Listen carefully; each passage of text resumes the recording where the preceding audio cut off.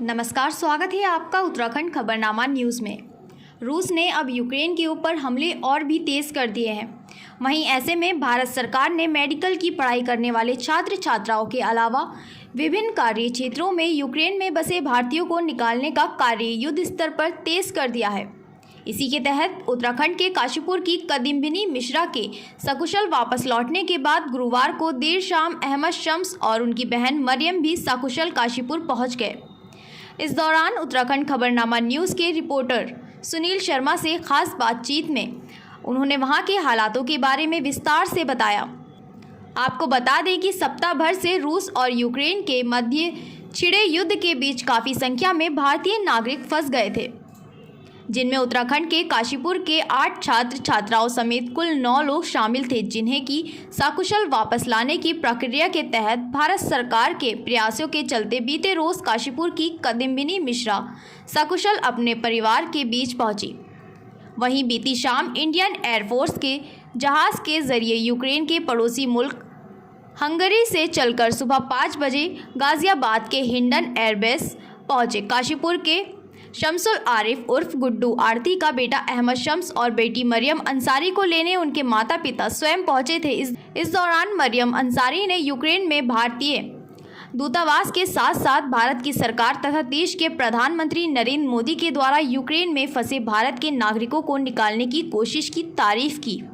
उन्होंने कहा कि दोनों भाई बहन लिविव में मिले, जिसके बाद में वे ट्रेन के रास्ते बॉर्डर तक आए। वहीं भाई अहमद शम्स ने वहां फंसे भारतीय छात्रों से अपील करते हुए कहा कि वह जितना जल्दी हो सके बॉर्डर पार कर लें, जिसके बाद भारतीय दूतावास के अधिकारी और दूसरे पड़ोसी देश के नागरिक तथा अधिकारी काफ़ी मदद कर रहे हैं। वहीं उन्होंने कहा कि भारतीय दूतावास की वेबसाइट तथा ट्विटर हैंडल पर जाकर मदद ली जा सकती है।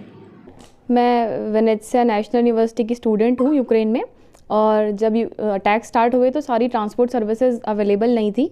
फिर उसके बाद ट्रेन सर्विस स्टार्ट हुई जो कि फ्री ऑफ कॉस्ट थी स्टूडेंट्स के लिए, लेकिन मुझे मेरे भाई के पास जाना था पहले, तो मैंने पहले वेनेत्सिया से लवीव के लिए ट्रेन चूज़ की और हम लोग ट्रेन से गए, क्योंकि इंडियन गवर्नमेंट का ये ऑर्डर था, इंडियन एम्बेसी का, कि आप लोग कैसे भी बॉर्डर्स तक आ जाएँ, उसके बाद वो आपको वहाँ से हेल्प करेंगे। तो लेकिन जिस जगह हम लोग थे वहाँ से बॉर्डर्स काफ़ी दूर हैं, तो हमें उसके ट्रांसपोर्ट के लिए खुद से अरेंज करना था, क्योंकि वहाँ पर सारी फैसिलिटीज़ बंद हो गई थी।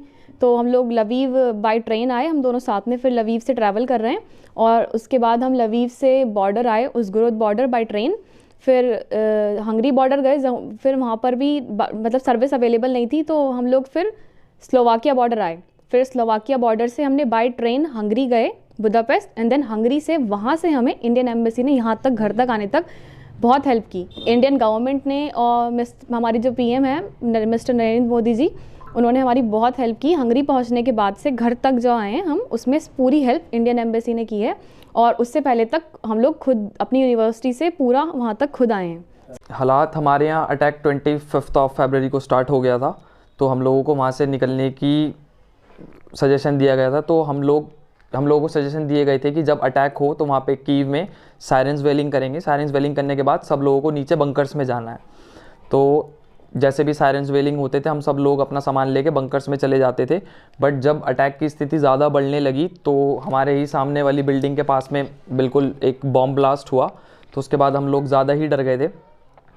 हमने अपना खाना वगैरह स्टॉक कर लिया था, क्योंकि हम कीव को लीव नहीं कर सकते थे, इमरजेंसी स्टेट में लग चुकी थी और वहाँ पे मार्शल लॉ भी अप्लाई हो गया था। तो इस वजह से कोई भी ट्रांसपोर्टेशंस और ऐसी कोई भी चीज़ फैसिलिटी अवेलेबल नहीं थी, ना ही मेट्रो ना ही कैब्स, कुछ भी अवेलेबल नहीं था। तो हम लोगों को कैसे न कैसे कीव को लीव करना था। तो मैंने वहाँ पे अटैक की स्थिति में 2 दिन बिताए। बट उसके बाद जैसे ही मुझे मौका मिला, हमें पता लगा कि ट्रेन्स वहाँ से जा रही हैं, ट्रेन्स फ्री ऑफ कॉस्ट हो चुकी हैं। जिन लोगों को जैसे भी बॉर्डर तक पहुँचना है, इंडियन एम्बेसी से हमारे पास नोटिस आ चुके थे कि हम पोलैंड बॉर्डर और रोमानिया, हंगरी और स्लोवाकिया से हम लोग बाहर निकल सकते हैं। वहाँ पे इंडियन एम्बेसी अवेलेबल है, क्योंकि हमारे स्टेट में इमरजेंसी थी, इंडियन एम्बेसी का या बाहर का कोई भी बंदा अंदर नहीं आ सकता था। तो सभी लोग को बॉर्डर तक खुद ही पहुँचना था। इस चीज़ में हमें बहुत ज़्यादा दिक्कत हुई, बट हम जैसे भी पहुँचे। हम 26 को मैंने ट्रेन ली थी कीव से मैं सीधा लवीव गया था। मेरी बहन वेनेत्सिया में पढ़ती है, मुझे पहले अपनी बहन को लेना था, तो मेरे ऊपर ये पहली प्रायोरिटी थी कि मैं कैसे अपनी बहन के पास पहुंचूं।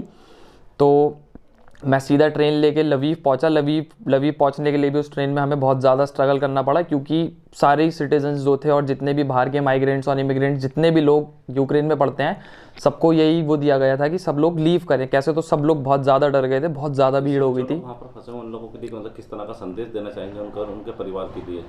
मैं उनके परिवार के लिए संदेश देना चाहूँगा कि अब इंडियन एम्बेसी बहुत ज़्यादा अच्छे से वर्क कर रही है। इंडियन एम्बेसी ने अंदर काफ़ी सारी बसेस वगैरह वो दी हैं, उनको इंडियन एम्बेसी से कांटेक्ट करना चाहिए no matter what any how.